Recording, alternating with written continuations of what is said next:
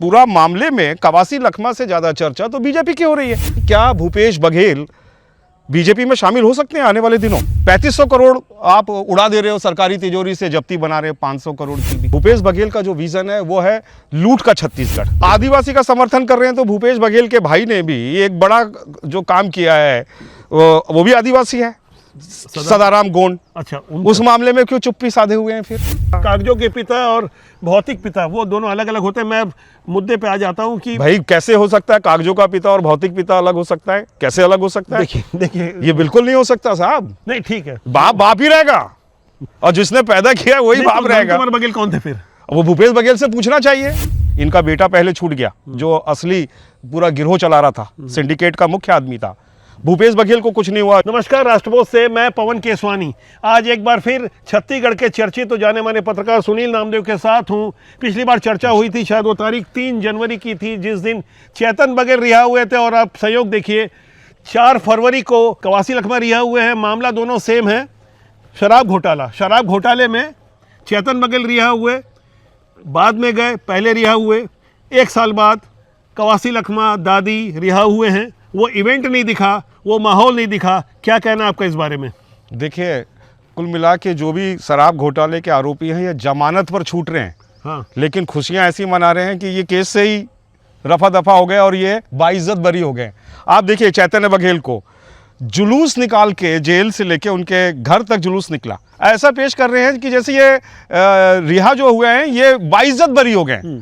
ये जमानत प्राप्त देखिए, इनकी गलती आरोपी हैं। बल्कि मैं 20 फरवरी की तारीख को याद कर रहा हूं, जब देवेंद्र यादव रिहा हुए थे। तो मुझे लग रहा है कि जो एक नए कॉम्पिटिटर आ गए भूपेश बघेल के, जब उन्होंने ऐसा इवेंट किया था, जब वो एसपी कलेक्टर कार्यालय की आगजनी वाले मामले में जेल में छूट के आए थे और सीना ठोक करके वो बाकायदा गाड़ियों में बैठ के पोज देते हुए बाकायदा ऐसा इवेंट निकाला गया था और बताया गया था कि देखिए, कांग्रेस के अंदर नेता बनने की होड़ है। भूपेश बघेल दोबारा मुख्यमंत्री बनना चाहते हैं, लेकिन देवेंद्र यादव एक नए मुख्यमंत्री के रूप में अपने आप को कहीं ना कहीं विकल्प मान रहे हैं। तो दोनों के बीच में कॉन्फ्लिक्ट तो है।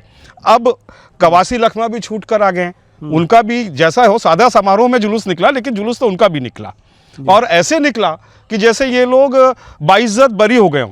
इन्हें कोर्ट ने सिर्फ अभी जमानत दी है और पूरा मामले में कवासी लखमा से ज़्यादा चर्चा तो बीजेपी की हो रही है कि इनके शासन में तमाम जो आरोपी हैं जिनकी रिकवरी नहीं हो रही है। 3500 करोड़ का शराब घोटाला, रिकवरी 200-250-300 करोड़, और ये सब रिहा होते जा रहे हैं। तो सवाल तो कवासी लखमा से ज़्यादा बीजेपी की ओर भी रुख कर रहा है, क्योंकि उनके नेता कह रहे हैं। एक नेता ने कहा, आदरणीय अरुण साव जी ने, कि वो बेगुनाह है। उन्होंने एक बयान दिया था उस समय। अभी गृह मंत्री जी जो विजय शर्मा जी हैं, उन्होंने कहा कि इनको बलि का बकरा बनाने दिया गया। तो मेरे को लग रहा है कि क्या भूपेश बघेल बीजेपी में शामिल हो सकते हैं आने वाले दिनों? देखिए, ये ऐसा ही प्रश्न है जैसे बृजमोहन जी के बारे में प्रश्न खड़ा किया जा रहा था। ये कयासों का दौर है। आप जिन प्रश्नों को उठा रहे थे, मुझे ऐसा लगता है कि कहीं ना कहीं हमारे सड़े हुए कानूनी सिस्टम में ही कहीं ना कहीं ऐसी विसंगति है, जिसकी वजह से आरोपी रिकवरी नहीं हो पाती, छूट जाते हैं, सरकार किसी की भी हो। मैं इंटरप्ट करूंगा आपको। देखिए, कानून में कई प्रावधान है जी। ये इम्प्लीमेंट करने वाली अथॉरिटी का जो इन्वेस्टिगेशन ऑफिसर है उस पर डिपेंड करता है। कानून बहुत अच्छा है, नहीं, साल भर जेल में भी तो रहे आखिर। देखिए, इन्वेस्टिगेशन में खामियां हैं। सुप्रीम कोर्ट ने एक बार अनिल टुटेजा की FIR तक रद्द की। चैतन्य बघेल के मामले में भी यही चीजें आई। तो ये जो रिपीटेशन हो रहा है जांच एजेंसियों का, कि जांच एजेंसियां कई खामियों के साथ मामले की विवेचना कर रही है, जिसके कारण रिकवरी जो है, देखिए, जनता के पैसे की गाड़ी कमाई का ये तिजोरी रहती है, सरकारी तिजोरी। तो और 3500 करोड़ आप उड़ा दे रहे हो, सरकारी तिजोरी से जब्ती बना रहे हो 500 करोड़ की भी। नहीं, देखिए, मुझे जहाँ लगता है करके कि यहाँ भले ही भूपेश बघेल आरोप लगा रहे हैं कि लगातार की बदले की भावना से कार्रवाई हो रही है, लेकिन बिना आग के धुआं नहीं उड़ता। आपको याद होगा कि सुप्रीम कोर्ट से भी जब जमानत रिजेक्ट हुई थी और उसके बाद हाई कोर्ट ने गुणदोष के आधार पर विद्वान न्यायाधीश ने कुछ सोच समझकर जब जमानत दी है, तो जमानत के बाद कंडीशन भी लगाई है और ये बताने की कोशिश की है कि आप दोषी हो और आपको प्रदेश छोड़ के जाना होगा। आपने जो अपराध किया है या अपराध का जो आपके ऊपर आरोप लगा है, उसके पर्याप्त एविडेंस हैं। और आप जो प्रश्न उठा रहे थे कि भारतीय जनता पार्टी के 2 डिप्टी CM ने समर्थन वाले बयान दिए कवासी लखमा के, तो यहाँ गहराई से समझना होगा कि कवासी लखमा जो खुद को अनपढ़ बता रहे थे, इस बारे में हमने कंप्लीट विश्लेषण वीडियो बनाया है। मैं चाहूँगा दर्शकों की वो भी आप देख लें, उन पुराने बयानों को भी सुनना होगा और समझना होगा कि जब वो खुद को बड़ा इनोसेंट बता रहे थे और ये बता रहे थे कि मैं तो अनपढ़ हूँ, और इसके अलावा भूपेश बघेल की जो एक प्लानिंग थी कि एक अनपढ़ को उन्होंने न केवल आबकारी मंत्री बनाया, उद्योग मंत्री बनाया। जिन दिनों वो कनाडा गए थे किसी एमओयू में साइन करने, तब हम सोच रहे थे कि वो किस तरह से भूपेश बघेल ने एक पूरी एक व्यू रचना रची और उनका केशवानी जी, देखिए लड़का जेल गया। भूपेश बघेल की अपनी एक वर्किंग स्टाइल जी। है। आपने मध्य प्रदेश के समय से भी देखा होगा, इन्होंने स्वर्गीय अजीत जोगी जी के चरण छूकर अपनी राजनीति शुरू की थी। भले ही ये अपने राजनीतिक गुरु किसी और को मानते हो, लेकिन ये असली शिष्य तो स्वर्गीय जोगी साहब के हैं, उन्हीं के पद चिन्हों पर चल रहे हैं। लेकिन उनसे डिफरेंस, जोगी का विज़न बहुत बड़ा था, उनका विज़न था प्रॉस्पेरस छत्तीसगढ़, और भूपेश बघेल का जो विज़न है वो है लूट का छत्तीसगढ़। दोनों मॉडल अलग अलग हैं। जोगी ने जिस तरह के उनकी कार्यप्रणाली रही, जिस तरह की उनकी राजनीति रही, आप देखिएगा 2003 के बाद से अजीत जोगी बीजेपी के एक कारगर विकल्प के रूप में जो है सामने आए थे। जो 2018 का चुनाव है, भूपेश बघेल ने क्या किया? सबसे पहले एक आदिवासी को, जो कवासी लखमा है, उनको बनाया, जानते थे अनपढ़ है, उसके बावजूद उस आदिवासी का किस तरह शोषण किया जाए आप देख रहे हो। इनका बेटा पहले छूट गया, जो असली पूरा गिरोह चला रहा था, सिंडिकेट का मुख्य आदमी था। भूपेश बघेल को कुछ नहीं हुआ, जो आबकारी नीति का जो पालन सुनिश्चित कर रहे थे, जिन्होंने कैबिनेट से अप्रूवल दिलवाया। जब आपने मारा गया कौन? एक आदिवासी। अब इसी इसमें एक मिनट इंटरप्ट कर रहा हूं बस, एक आदिवासी को ऐसे छला। दूसरा आप देखो, वो सदाराम गोंड, वो भी आदिवासी था। सदाराम गौड़, वो जो आपने पिछली बार बताया। हाँ, इनके जो पिता जो हैं, बड़ा एक चर्चित शब्द था आपकी ओर से, कोई बाप घोटाला बता। हाँ, बाप बड़ा ना भैया, सबसे बड़ा रुपया। जो इन्होंने वो स्वर्गीय सदाराम गोंड जो हैं, जो भूपेश बघेल के भाई हैं, उन्होंने अपना पिता उनको बना लिया था, स्वर्गीय सदाराम गोंड को। क्या नाम उनका? नाम हितेश है। हितेश बघेल। लेकिन दिलचस्प बात यह है कि जब सदाराम जी की गोंड की जब डेथ हुई, तो ये उनके पुत्र थे, तो कायदे से अंतिम संस्कार में तो शामिल होना था, अग्नि संस्कार में तो शामिल होना था। देखिए, कागजों के पिता और भौतिक पिता, वो दोनों अलग अलग होते हैं। मैं मुद्दे पे आ जाता हूँ कि भाई कैसे हो सकता है कागजों का पिता और भौतिक पिता अलग हो सकता है? कैसे अलग हो सकता है? देखिए ये बिल्कुल नहीं हो सकता साहब। नहीं, ठीक है, बाप ही रहेगा, और जिसने पैदा किया वही बाप रहेगा। बघेल कौन थे फिर? वो भूपेश बघेल से पूछना चाहिए। चलिए, वो एक, हाँ, भूपेश बघेल से, उनके भाई से पूछना चाहिए। देखिए, आपने बड़ी जिम्मेदारी से आरोप लगाया, कुछ पेपर भी मैंने आरोप नहीं लगाए हैं। देखिए, मैं सरकारी रिकॉर्ड पे बात करता हूं। मैं चाहूंगा एक बार फिर वो दर्शक को रिकॉर्ड को मैं रिकॉर्ड पे बात कर रहा हूं। जो सदानंद गौड़ और भूपेश बघेल के छोटे भाई को बताया जा रहा है कि जहां वो भी आदिवासी थे ना, जहां पे सरनेम हटा करके, नहीं, वो तो बघेल सरनेम नहीं आ रहा था। देखिए, स्क्रीन में आप ध्यान से देखिए किस तरह से वो सरनेम हटाकर जो आरोप आपने लगाया, जो पेपर आपने पिछली बार प्रस्तुत किए थे। अब मैं इसी विषय पे आ रहा हूँ कि भूपेश बघेल की कार्यप्रणाली के बारे में सोचना होगा कि जब वो 17 दिसंबर 2018 को शपथ लेते हैं, 3 दिनों बाद सौम्या चौरसिया उनके निकट आती हैं, उप सचिव बनाई जाती हैं, और उसके बाद शायद 1 जनवरी 2019 को उनके सचिव बनाए जाते हैं, जिनका नाम होता है टामन सिंह सोनवानी, जो 31 दिसंबर 2019 तक पूरे 1 साल सचिव रहने के बाद जब वो CGPSC के चेयरमैन बनाए जाते हैं, और भूपेश बघेल के घर के लोगों की नियुक्तियां होती है, करीबी लोगों की नियुक्तियां होती है। भूपेश बघेल की सुपुत्री का खुद का चयन हुआ असिस्टेंट प्रोफेसर के लिए 2022 में। हाँ, 2022 में। इसकी तो जांच की जाए। देखिए, PSC घोटाले के असली जो खिलाड़ी थे वो नहीं, मैं आ रहा हूं उसी पे, सौम्या चौरसिया। सौम्या चौरसिया सारे बच गए। तारीख में वो जेल बंदी है। टामन सिंह सोनवानी जेल में है, और एक सचिव, उप सचिव, इनकी क्या पहचान थी? पहचान थी मुख्यमंत्री के सचिव, उप सचिव थे। और वो जो मुख्यमंत्री के आंख नाक कान थे, वो जेल में हैं। किसके इशारे पे काम कर रहे थे? क्या उनकी इतनी हिम्मत थी कि अपनी मर्जी से वो कुछ कर लेते? लेकिन बार बार एक प्रश्न खड़ा किया जाता है कि भूपेश बघेल जेल से बाहर क्यों हैं? महादेव सट्टा वाले मामले में मार्च 2024 में वो आरोपी EOW को बनाए गए। दिसंबर 2024 में CBI ने उसी FIR को आगे कंटिन्यू किया। अरे, बीजेपी की वॉशिंग मशीन में धुल के आ गए भूपेश बघेल। नहीं, अभी तो शामिल नहीं हुए। अरे, तो धुल गए, वो शामिल कहाँ हुए?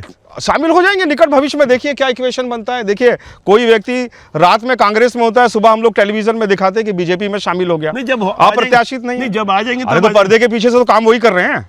चलिए, वो एक समझने की बात है। तो ये एक आजकल व्यंग का मौसम नहीं है, लोग कार्टून पे भी बुरा मान जाते हैं। एक दौर हुआ करता था जब अखबारों में कार्टून छपता था तो नेता गर्व से खुश हो जाते थे। अब सोशल मीडिया में भी कुछ कमेंट आ जाए तो उनके समर्थक थाने में रिपोर्ट लिखवा देते हैं। तो खैर, केसवानी साहब, आप ये बताइए, क्या भूपेश बघेल अंदर जाएंगे? मुझे लगता है कि जरूर अंदर जाएंगे। देर है, अंधेर नहीं है, क्योंकि इतने सारे घपले घोटालों के जो आरोप हैं, उसके आरोप नहीं है, एफआईआर में नाम दर्ज है। और भूपेश बघेल के ऊपर कोई एक मामला नहीं है, इसके पहले भी जो उनका ट्रैक रिकॉर्ड रहा है वो कहीं ना कहीं अपराध से जुड़ा हुआ रहा है। और भूपेश बघेल ऐसी आपराधिक राजनीति को बढ़ावा देते रहे, भले से वो जोर जोर से चिल्ला के बोलते रहें कि राजनीतिक ये आरोप हैं, लेकिन विद्वान न्यायाधीश जब गुणदोष के आधार पर चर्चा करते हैं, एविडेंस को देखते हैं, उसी आधार पर चेतन बघेल, उनकी क्या आइडेंटिटी थी? भूपेश बघेल के पुत्र थे, उनके मुख्यमंत्री रहते हुए ही शराब घोटाला हुआ था। और जब सबसे बड़ी बात, पप्पू बंसल, जिसको अपना छोटा भाई बताते थे, पप्पू बंसल की अगर गिरफ्तारी नहीं होती और पप्पू बंसल अगर गिरफ्त में नहीं आता, शायद चेतन बघेल भी शायद उस तरीके से गिरफ्तार नहीं होता। आप ये थोड़ा टाइमिंग पे गौर करिएगा। ये गिरफ्तारी होती है जुलाई में चेतन बघेल की, शायद 19 जुलाई की तारीख थी, और छापा उनके यहाँ पड़ता है 10 मार्च को 2025 को। यानी काफ़ी समय लिया गया, काफ़ी इंतजार किया गया और देखा गया करके कि इसमें क्या एविडेंस मिलते हैं। जब पप्पू बंसल की गिरफ्तारी होती है, उसके बाद चेतन बघेल की गिरफ्तारी होती है। देखिए, इसमें जो जांच एजेंसियां हैं, पिक एंड चूज को लेकर काफ़ी चर्चित रही हैं। आप उनका इन्वेस्टिगेशन देखिएगा तो उन्होंने जो आरोपी बनाए वो उन तमाम लंबी फहरिस्त नहीं बनाई आरोपियों की। कई लोग इसमें बाहर आ गए जिनके खिलाफ कोई कार्रवाई नहीं हुई, वो उनके खिलाफ सिर्फ बयानबाजी तक सीमित रहे, उन्होंने अपने बयान दर्ज कराए और बच गए। वो ऐसे लोग थे जिनकी प्रॉपर्टी, जिन्होंने कहना चाहिए बड़ा योगदान दिया घोटालों में, ऐसे लोग भी बच गए जांच में। हाँ, कोल स्कैम का मामला हम तमाम बचे हुए हैं। कई तरह के ऐसे और मामले हैं। जांच पे भी उंगलियां उठ रही हैं। मैं आपसे केसवानी साहब ये जा रहा हूं कि बीजेपी के नेता, खासकर गृह मंत्री और एक और मंत्री जी जो हैं नगरीय विकास मंत्री, उन्होंने, डिप्टी सीएम दोनों, उन्होंने जिस तरह से ये जो जमानत प्राप्त शराब घोटाले के आरोपी हैं उनकी वकालत की है, आप किस नज़र से देख रहे हैं? मुझे ऐसा लग रहा है कि ये कवासी लखमा को अलग करके देख रहे हैं। और वो चूंकि एक चर्चित आदिवासी नेता हैं और कोंटा से 1998 से लगातार 6 बार से वो जीतते आ रहे हैं। बीजेपी का उनसे क्या लेना देना? मैं उसी मुद्दे पे आ रहा हूँ। तो ये समझाने की कोशिश कर रहे हैं कि भारतीय जनता पार्टी के ये जिम्मेदार पदों में रहे। एक युवा मोर्चा के प्रदेश अध्यक्ष थे, एक भाजपा के प्रदेश अध्यक्ष थे। दोनों ही संगठन की गाइडलाइन को समझते हैं और दोनों राजनीति को भी बेहतर समझते हैं। और क्या बयान दे रहे हैं वो बोलने के पहले वो उनके दिमाग में तय रहता है। ये ऐसा नहीं कि उनका कोई टंग स्लिप हो गया। उन्होंने सोच समझ के कुछ बातों को कहा, उनके अर्थ को बहुत व्यापक रूप में लेना चाहिए। उन्होंने कहा कि एक आदिवासी को फंसाया गया, कंधे पे बंदूक चलाई गई है, जो निर्दोष शब्द का इस्तेमाल किया गया। आप निर्दोष, आदिवासियों से इतनी सिंपैथी है, मेरी बात भी बिल्कुल, मेरी बात थोड़ी कंप्लीट हुई, मैं अपनी कर लूँ कि जब 2 करोड़ रुपए उसको मंथली मिलते थे, हजारों करोड़ का एक तरफ घोटाला हो रहा था, उसके तुलनात्मक में तो इसको निर्दोष जैसा ही माना जाएगा। जहाँ तक मैं समझता हूँ अरुण साहू जी का बयान इस संदर्भ में होगा। दूसरे बयान पे आते हैं अपन लोग, जो विजय शर्मा जी ने कहा करके कि बलि का बकरा बनाया गया। तो बलि का बकरा बनाया गया, वो अगर तुलनात्मक रूप से देखा जाए, जितना बड़ा घोटाला चेतन बघेल और उनके साथ जुड़े हुए लोगों ने किया, और ख़ास करके भूपेश बघेल इसमें बच रहे हैं, अभी तक तो बच रहे हैं, इस लिहाज से ये कहा जा सकता है। अब आप बोलिए, क्या बोलिए? मैं ये कहना चाहता हूँ कि जिस तरह से उनकी वकालत की गई, तो ये इस परिप्रेक्ष्य में भी देखा जा सकता है ना कि ये दोनों नेता जो बीजेपी के वरिष्ठ नेता हैं, कवासी लखमा का जिस तरह से समर्थन कर रहे हैं, तो वो क्या पूर्व मंत्री कवासी लखमा का समर्थन कर रहे हैं या एक आदिवासी का समर्थन कर रहे हैं? दूसरी वाली बात, आदिवासी का समर्थन कर रहे हैं। तो भूपेश बघेल के भाई ने भी एक बड़ा जो काम किया है, वो भी आदिवासी है, सदाराम गोंड। अच्छा, उस मामले में क्यों चुप्पी साधे हुए हैं फिर, जब आदिवासियों से ही इतनी सहानुभूति है इनको? मैं चाहूंगा कि आपकी बात वहां तक पहुंचे। और ये तो कहीं पे निगाहें, कहीं पे निशाना है। जो बाप घोटाला, जो पिछले हमने एक एपिसोड में जो आपके माध्यम से जो बातें आपने रखी थी, इसकी भी जांच हो जाए। और आपने कुछ और बातें कही थी सौम्य चौरसिया के बारे में भी। और देखिए, उसको बर्खास्त तो किया ही नहीं गया अभी तक जी। और उसका कदाचरण का दोषी आप उस पर देखिएगा, जो तत्कालीन एडीजी थे जीपी सिंह, उन पे आरोप लगे और भूपेश बघेल सरकार ने उनको तत्काल कंपलसरी रिटायरमेंट दे दिया था। इस सरकार में क्या हो रहा है? सब जितने घोटालेबाज थे खाकी वर्दी वाले, आप देख रहे हैं उनकी क्या स्थिति है। ये तमाम लोग कितने गंभीर यौन अपराधों के उन पे लग रहे हैं। एक डीएसपी कल्पना वर्मा है। तो पुलिस महकमे पे जिस तरह से सवाल उठ रहे हैं, लूटपाट के जो आरोप लग रहे हैं, वर्दी का दुरुपयोग हो रहा है, वर्दी तार तार हो रही है, ऐसे मामलों में सरकार चुप क्यों है? ये एक गंभीर प्रश्न है। जब प्रश्न खड़े होते हैं तो उसका जवाब भी तलाशा जाना चाहिए। ग्राउंड जीरो पर जाकर हमने ऐसी एक तस्वीर राजिम के निकट दुधकैया में देखी थी, जहां आवश्यकता तो बुलडोजर एक्शन की थी। जब ग्रामीणों ने जो जानकारी दी, जो सच्चाई हमें बताई, वहां से एक बड़ी तस्वीर निकल कर आई। एक वीडियो हमने इसमें कंप्लीट तैयार किया है, जिसे आप हमारे राष्ट्रबोध के यूट्यूब चैनल में देख सकते हैं। सुनील भाई, आपने लगातार कई विषयों पर विमर्श किया और ये चर्चा और भी लंबी हो सकती थी। आपके पास ढेर सारी जानकारियां हैं, आप लगातार संघर्ष करते रहे और सही अर्थों में भूपेश बघेल जब मुख्यमंत्री थे उसके प्रताड़ना के आप लगातार। देखिए, संघर्ष नहीं, ये पार्ट ऑफ जॉब है। अगर आप पत्रकार बनते हो तो वो जो आपकी लाइफ स्टाइल है वो ऐसी हो जाती है। संघर्ष में आप उसको कहा जाए, लेकिन ये पार्ट ऑफ जॉब है, मैं समझता हूँ। ये आपकी एक मजबूती है और एक अलग तस्वीर है कि जिस ढंग से वो खबरें निकल कर आती थी, आपके साथ लगातार कुछ मामले बनाए गए और आपके साथ प्रताड़ना की गई, वहाँ से भी आप उभर कर निकल कर बाहर आते हैं, एक अच्छी बात है।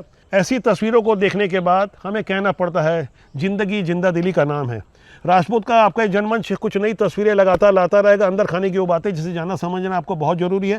सुनील भाई, आपका बहुत बहुत धन्यवाद। Thank you. बहुत बढ़िया बातचीत हुई, आगे यूं ही बने रहेंगे। प्यार दीजिए, प्यार बांटिए। नमस्कार। नमस्कार।